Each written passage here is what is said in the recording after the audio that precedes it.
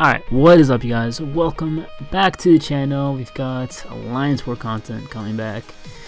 I honestly didn't think I was gonna upload Alliance War or much of any this season.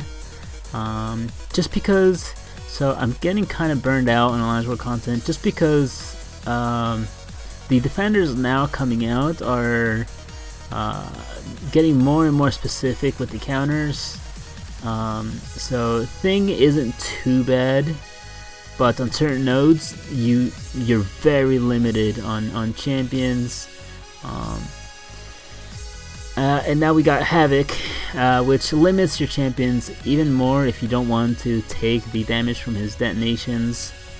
So I really wasn't hyped about it, and as you can see I have a rank 5 on the very first fight. And to be honest, I was already thinking, alright, well, I'm dead, so whatever. And he wouldn't bait, so I went to punish his medium, which would normally work, right? But yeah, he just threw his SP1, caught me off guard. I used my SP1 and it landed me another charge, and I detonated and died. So yeah, feels bad, man. It's friggin' Void boosted up. And then I brought in Sentinel because my Sparky is an Alliance quest. Because I have a Mordo I gotta fight, yeah, it's a Mordo I fight, and he's defensive, so I kind of need the power drain or the taunt to get him to use his specials. Anyways, going with Sentinel, and Sentinel is a terrible choice as well. It's pretty unfortunate that I had this Havoc here because I did not have the counters ready. And here I didn't realize that his specials, he went completely unblockable. And yeah, the reason Sentinel is such a terrible choice is because his medium, one of his mediums does energy damage, and all his specials do energy damage. His heavy does energy damage as well. And even if you throw your SP3, the armor that you get from it doesn't count as a way to avoid the detonation damage. So yeah, I'm just like, oh my gosh, man, like it's such a drag. I just gotta get through. So I'm not even really healing all that much. I revive both my champions, and I know I'm gonna die again, so I'm not really too worried about it, especially because we're not really pushing for this war against NY. We're just not that dedicated to Alliance War this season because let's face it, it's been a whole year since Alliance War Seasons has come out, and not once have they updated the rewards. Well, I guess they did update the rewards for what's it called? They updated the rewards for each war you fight, but aside from that, it has been a while, and just the rewards aren't as enticing as they used to be. So yeah, but to be completely honest with myself, I should have, that first fight should have taken him down, but like I said, I went to punish the medium, but he had an SP1 ready, and he threw it, so yeah, that was pretty unfortunate for me. Yeah, so this is the first time actually fighting Havoc. I did fight him in the event quest, but I had Sparky, and I also had Ghost. So yeah, the fights didn't last too long either. I'm just gonna heal up my Sentinel a little bit, just gotta do a little bit more damage, just 17k, and he's down. But yeah, you can see his, I believe it's his last medium, does energy damage. And yeah, just gotta get through real quick. And yeah, we got through. But as you can see, his SP1 got me like 5 charges on me, so yeah, yeah, it's just really unfortunate that I had no counters. Like even Sparky would have done like a million times better. Probably would have come out with like a lot less item use, since yeah, I died with Void twice and once with Sentinel. He already got node 18. It's a Dormammu, and I played this fight pretty well. So yeah, just hitting him a couple times, trying to wait for that Bane to get onto me. So throw a 3-hit combo and SP1 to kind of like chain the amount of time that I'm making contact with Dormammu. And there we go, and landed on the medium. So a very nice Bane transfer as well. But here's where I start to lose a lot of damage. Is I started to get the degen from Dormammu, which I still, up to this day, I have no idea how it works. I just know that you degen if you there are more chances that you degen the longer the fight progresses. And considering I'm using Blade, which reduces his signature ability, I don't know, guys, but like it seems kind of broken that you can reduce his degen or the ability accuracy, because with Blade, not once when I fought him have I not triggered the degen when the fight is like a minute in. Towards the start of the fight, you can get lucky and not trigger it, but towards the like halfway point, you'll like always trigger it. Alright, so we're gonna have to heal up a Void all the way, or almost all the way. As you can see, it was a lot of potions, and I'm gonna use a combat regen boost just because I don't have that many potions left, and I'm thinking this is the champion. I'm like, okay, alright, gotta heal, because yeah, it's gonna take a lot of my health. So the strategy here is just to bait heavies. That way I can save my parries for later on onto the fight. Get a nice intercept in there, throw my SP1, and alright, we got 2 debuffs on there, or well 3, but 2 of the intimidated presence debuffs. And now here we just gotta wait for that to go away, and this is where we're using our parries, because we have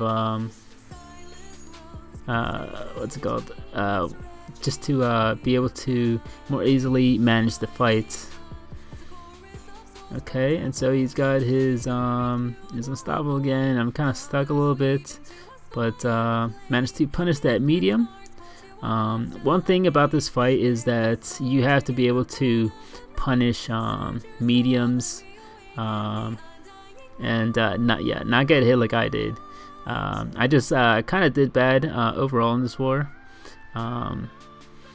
And he goes and throws SP1, but luckily we managed to clutch it and not lose an absurd amount of health this fight.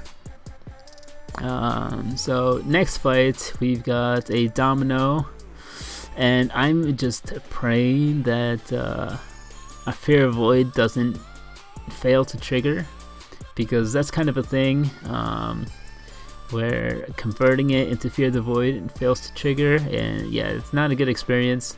It's happened to me once, and yeah, you risk a timeout. So alright, so fighting this Domino and doing the regular 4 or 5 hit combo, and then backing off.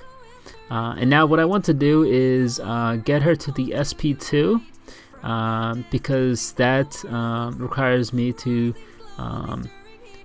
lose less spacing when I'm trying to bait a special, instead of trying to let's say bait 2 SP1s.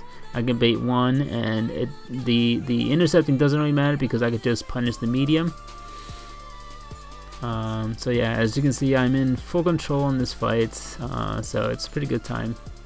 Unfortunately, 2 intimidated presence failed to trigger, but on this fight it's actually not that big of a deal, as long as you have maybe like even one petrify on her, because she just degens to death before Fear the Void. We got our 2 or our 5 debuffs. So our next debuff, whether it fails or if it doesn't, it will cause Fear the Void to activate. So that we got our 5 debuffs, and I'm trying to trigger decks, but sometimes it's kind of tough with Void depending on the champions you fight. But luckily Fear of the Void did activate. That's the one thing, is that you do not want to be unlucky when you have the 6 debuffs on there. So yeah, watch out for that. Use my SP1, but yeah, the fight's going really good. And yeah, she's just taking a lot of degen damage. It's like 2k per second, and then plus the regen reverse, which was like 22k or something. Next up we got Sparky, and I'm not even gonna scout for this. I'm just gonna go in with the Void. It's really the only choice I have, because I mean, it is Sparky. AK attack is kind of like, okay, it's usually like a glass cannon at rank 5 with AK attack. But yeah, just trying to play it safe here. I'm not even going to use heavies just because I haven't gotten caught using a heavy. The evade at the last hit of the heavy, and then it just get punished, and yeah, it kind of ruins your day when you're like, ugh, like when you can throw it heavy and it just ruins you, and there's nothing you can do about it. So yeah, so this fight is actually kind of long, just because yeah, Sparky has a pretty long reach on his medium, and so it causes him to like not throw his specials as often. So yeah, that's kind of one of the reasons he's annoying on double power gain as well. That's why generally you want to throw a Corvus or a Quake at any Sparkies, or really any champions that have a long reach on their mediums. That way you don't have to mess around with baiting specials as often. Alright, and Sparky goes down. Alright, and now last fight of this lane. I believe this is an Iceman, so I'm like, oh, nice, we got an Iceman now. So even more damage we get to take. But yeah, it's the lane I decided to take. I assigned path, so yeah, I can't say like, whoever assigned lane sucks, because I'm the only one assigning lanes. So I put in another potion, and now I have 0 items. I have to get through this. I'm gonna use a health boost. That way I have more health to mess around with. Because if I die, then we need backup. Because I'm not gonna be able to take it with Blade. So yeah, go in with Void, and I actually had one of the easiest times with Iceman here than any other Alliance War fight that I've had before. Generally, Iceman is very, very stingy when I use Void against him, and yeah, it's really not a good experience. The only reason is because of his evade, I'm pretty sure, because when I'm playing most of the champions against Iceman, Iceman is pretty SP1 happy, and he just throws all his specials. But when I'm playing with Void, whether it's on node 24 or node 42, yeah, he just doesn't want to throw his specials. But yeah, in this fight, he was a kind doll. So yeah, we just gotta wait for our Fear the Void to pop up. I'm gonna push him to SP2, just because I actually am a little bit more comfortable evading the SP2. It's just you know, it's 2 evades. There's not that much you have to do in terms of timing. It's like all visual cues, so that's one thing I like. And with the SP1, you can get caught a little bit, even though you do have more ins. But yeah, I just don't. I'd rather go for the easier evade than the riskier. At least for the most part. It depends on the fight again. Alright, now actually didn't record this mini boss. It was a Thor Ragnarok, but I mean, Thor Ragnarok with Void, it was an easy fight. and it's node 52 as well. So as soon as I get a petrify, the fight's like, all right, well, that's it. Like, fight's mine. So we're gonna go in, and I only have 15k on here. You know, I mean, the war is lost, obviously, not only just because of me, but yeah, I'm just gonna go in here, try to do as much damage as I can. Going with Void, 43% health, yeah, I lose a lot of spacing so fast because he just like keeps following me. So I'm trying to get a little bit of the spacing back. And yeah, I just gotta be careful because he was just at a power start 1 and with like 12 charges. So yeah, it could have gone really bad.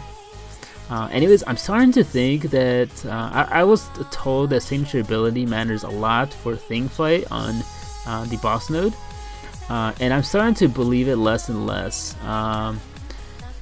Just because every fight I've seen, right? Generally, it's the start. It's always going to be slow. The start of the fight is always going to be slow if you're fighting Void. The real damage comes when you get Fear of the Void. Yeah, and you get another petrify, and you just start deaging them to death. But yeah, I get into a pickle here, and yeah, it's not a good experience.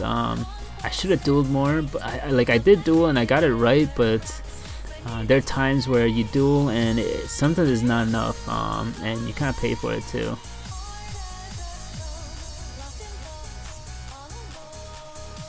Alright, and yeah, a minute and a half in, he still has more than half of his health left. He throws his SP2, which if I could have avoided that, I would have, because now he has 15 charges at an SP1, and I'm trying to get him backed away because he's just taking all the space from me. And yeah, as you can see, I take so much damage there. And luckily I made into the wall, but I just didn't know the timing. But as you can see, 1 minute left, and I took out about half of his health. So that's why I'm thinking that his signature ability isn't as huge of a deal as I thought. It isn't NY, so you know this is signature 200 thing. But yeah, completely unboosted and took more than 50% in 2 minutes. I believe the biggest chunk was obviously in the second half of that of those 2 minutes. So yeah, and I just about every Thing Fight that I've seen,